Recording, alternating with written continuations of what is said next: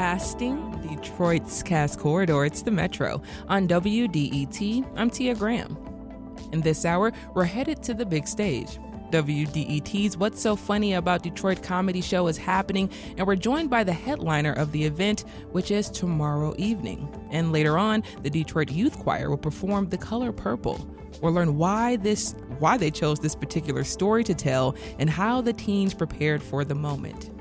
But first, if you don't know Sam Tallent as a stand-up comedian, there's a chance you may know Sam from some of his other creative pursuits. You may have heard his Chubby Behemoth podcast, or perhaps you've watched one of his comedy specials. If that doesn't quite ring a bell, there's a chance you may have come across Sam's novel, Running the Light.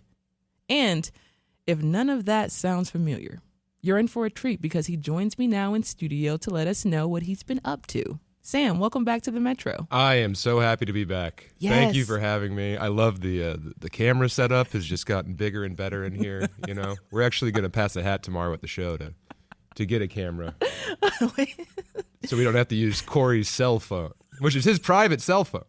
You took me out. You just took me out the gate. Sorry, so I'll take this very seriously. I've always found it's better to be incredibly sincere to sell comedy tickets. Well, thank you so much, and yes. We do have Corey's personal setup. So thank you, Corey, for your personal setup. I have his unlock code too. You do. Yeah. So if you do get some weird texts later on, Corey, or some weird suspicious activity, it was Sam Tallent. Yeah, if someone steals your identity, is what she's saying. It was the two of us. Together. Yeah, exactly. We were a team. I'll on go this. halves, yeah.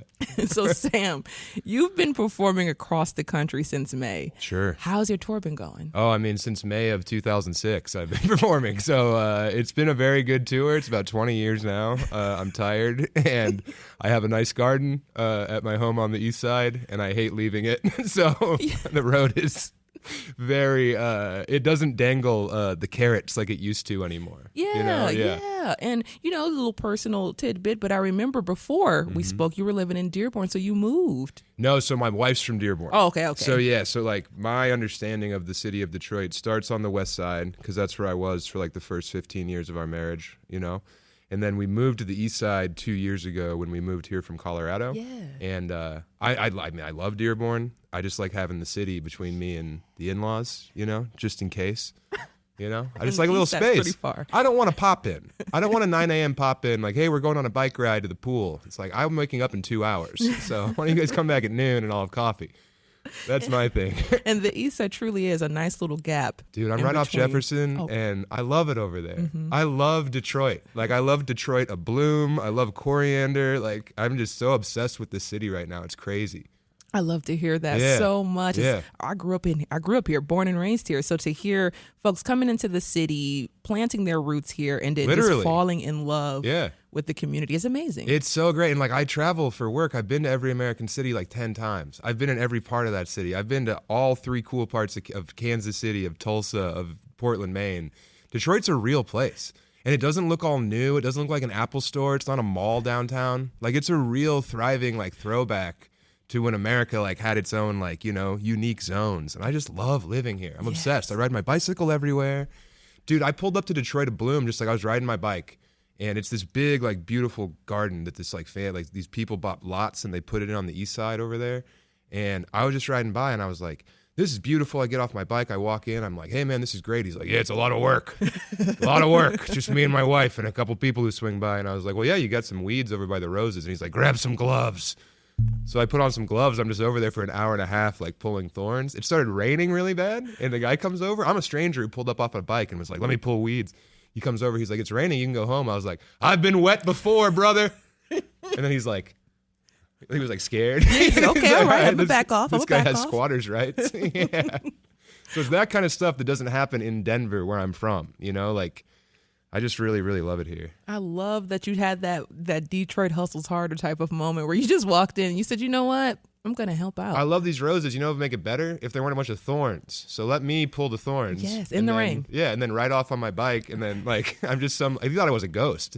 He thinks he hallucinated me and like went into a fugue state and pulled all of those weeds himself. He said, how'd that happen? Yeah, where'd that huge wet man go? Who did that? Yeah. I'm grateful, though. Yeah, I'm yeah. grateful. Well, So you've performed, like you said, in venues all over the place. What have you noticed about crowds in Detroit compared to the crowds in other spaces? I don't know if there's better crowds in America than the Rust Belt and the American South. The American South is great because any place where you have more black folks at the shows, it's always better. Because as we all know, black people are the funniest people alive.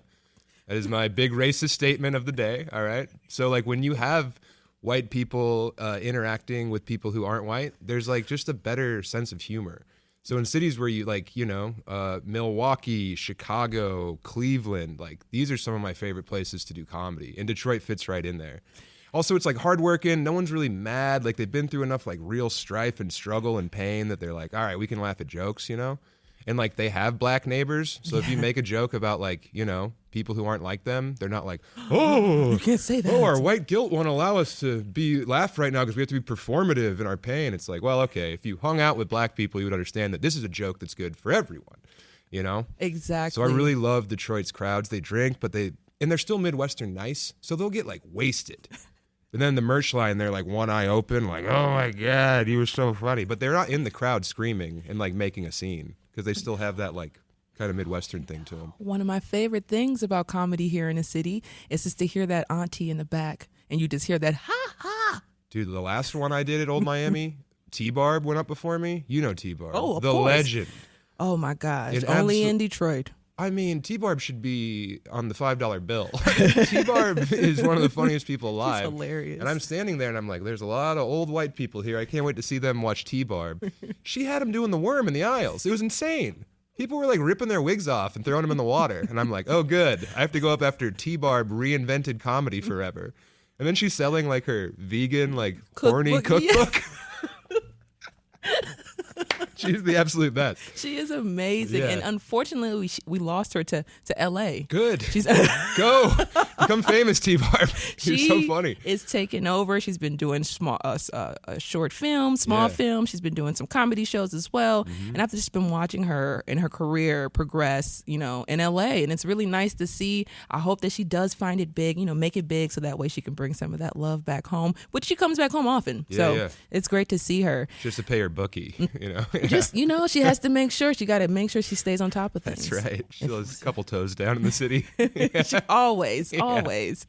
It's the Metro on WDET. I'm Tia Graham. My guest is comedian Sam Tallent. We're discussing his stand-up and his creative writing process. Sam will be headlining What's So Funny About Detroit comedy show this Thursday, tomorrow, at the Old Miami. Doors open at 6 p.m. The show starts at 7 p.m. And you can get your tickets right now at wdet.org/events. Now, do you find that people's sense of humor are different depending on the city that you're in? Oh yeah. Yeah. How do you change? You don't. You do your job. I mean, I feel like at this point I've been doing it long enough that I have a general understanding of what will make the biggest majority of people in a crowd laugh. And I'm not up there trying to bum anyone out. I don't want people leaving and being like, whoa, that thing he said about gay people. It's like, I want everyone there to laugh and get their money's worth. So like, I was just in Austin, which is supposed to be like the best thing to ever happen to comedy. But those shows down there, it's like Nashville or Vegas where it's all tourists. They're not there to see you. They're there to like be at the event. I would much rather be in Lexington, Kentucky. I'd much rather be in Toledo, Ohio, Huntsville, Alabama. Like places where people live and they have communities and they've built a sense of like a network or an understanding, as opposed to the cities like my beloved Denver or Nashville, where it's like, it's just people who have lived there for like 6 months because they saw it on Instagram.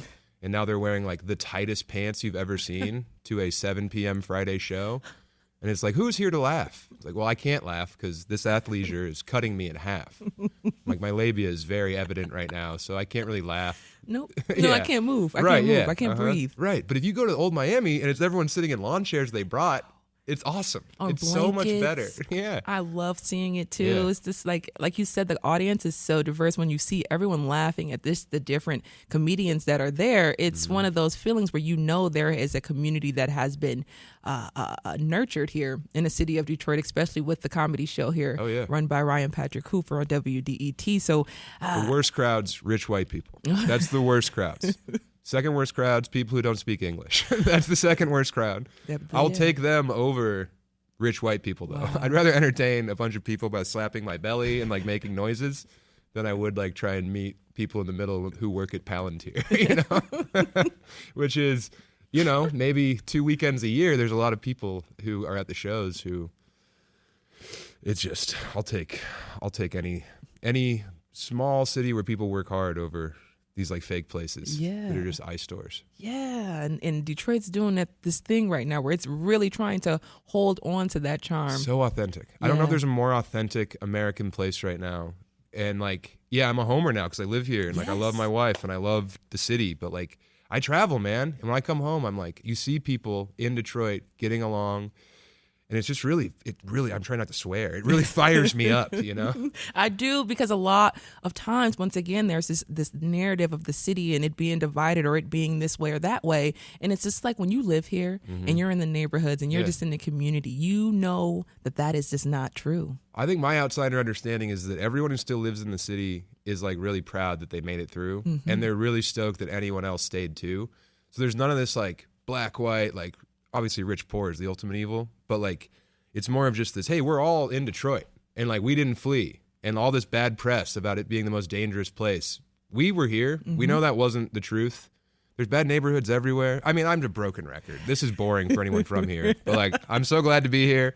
And and it's also the summer. Like I made it through that winter. And it's like, all right, now I'm never indoors. I know. Never indoors. We could talk about summers in the city all day long, but I do want to talk about your something book. Funny instead. Exactly. Good call. Yeah.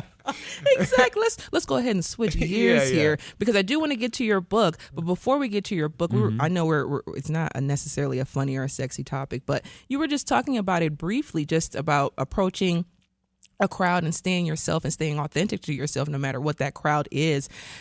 Do you find that there are different genres within comedy, and how do you play with those different genres? I think comedy's so big now, so you can find the exact sense of humor that you have reflected on your reels or your scroll. Whereas back in the day, you had like Comedy Central half hours, you had like Conan. So it was just a lot smaller, or at least the ways that you were exposed to comedy was smaller. Yeah. Whereas now, like, my wife can have like 3 favorite comedians. I've never heard of these people. I'm a professional comedian for 20 years.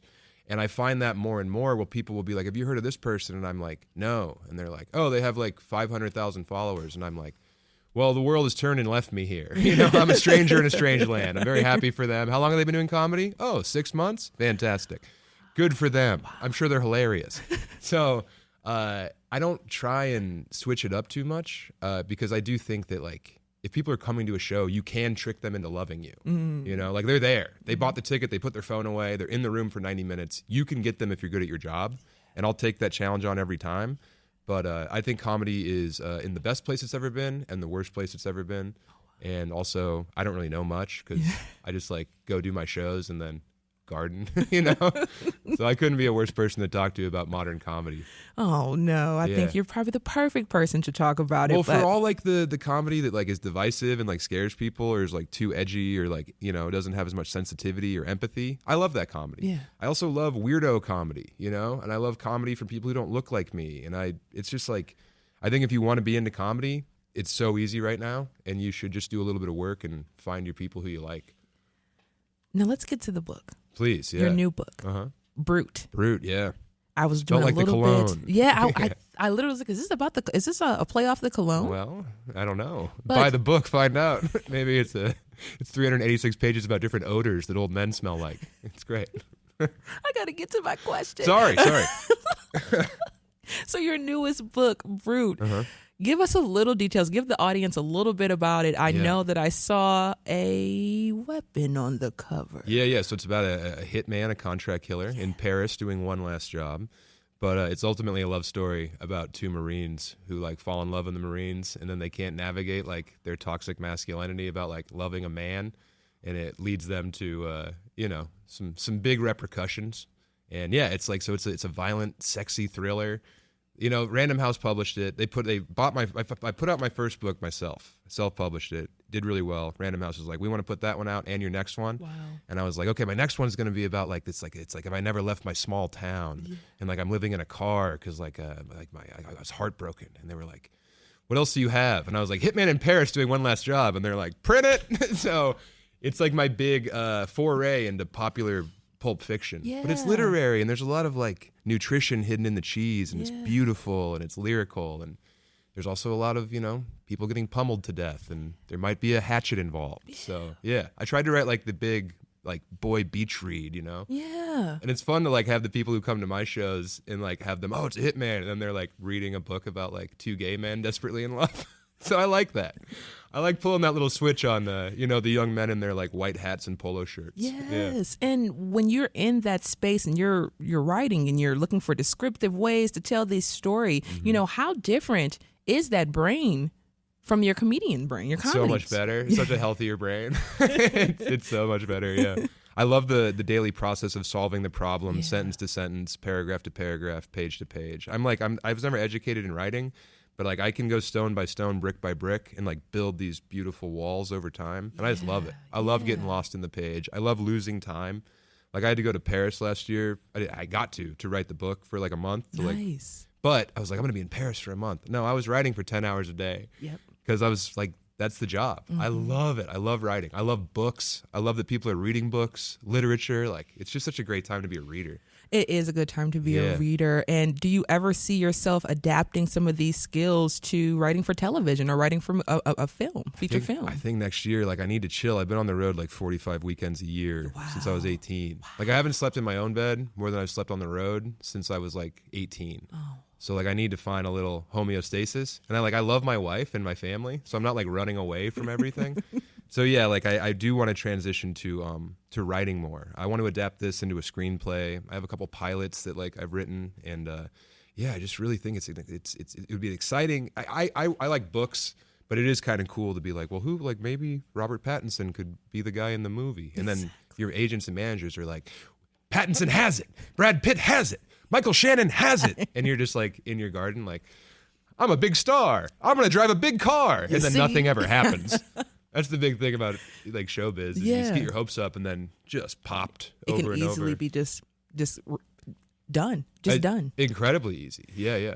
And before we get you out of here, you've talked about it briefly. You don't sleep in your own bed as much as you would like to sleep in your own bed. You're always on the road. You've been moving for the last 18 years. Is being booked and busy satisfying? Or once again, are you ready to just kind of put it up? All my dreams came true. You know what I mean? Like every dream I ever had came true, bigger than I could ever fathom. I never dreamt to achieve the things that I've been lucky enough to do. So like now, just when you make your dreams, like make them specifically, I think that's the big thing I've learned, is that I was like kind of chasing tails and like kind of trying to like bottle genies, because like you're emulating behavior that's worked for other people in comedy. It's so mercurial.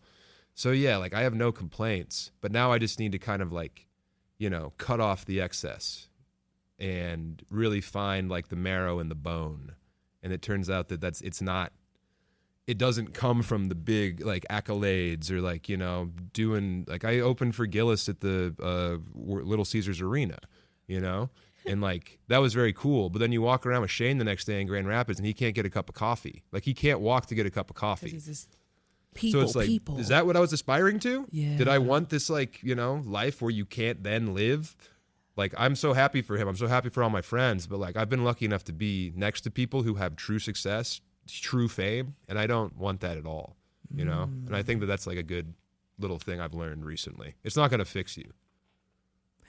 Sam Tallent will be headlining What's So Funny About Detroit. It'll be funny, this Thursday I promise. At the Old Miami. Doors open at 6 p.m. The show starts at 7 p.m. You can get your tickets at wdet.org/events. And don't forget about his newest book, Brut. Pre-order it now. Sam, thank you so much for joining us on The Metro. A delight every time. Coming up, our next conversation will lead us to another stage where a group of young actors and performers are taking on a famous story. Stay right there to find out more. We'll be right back. This is The Metro.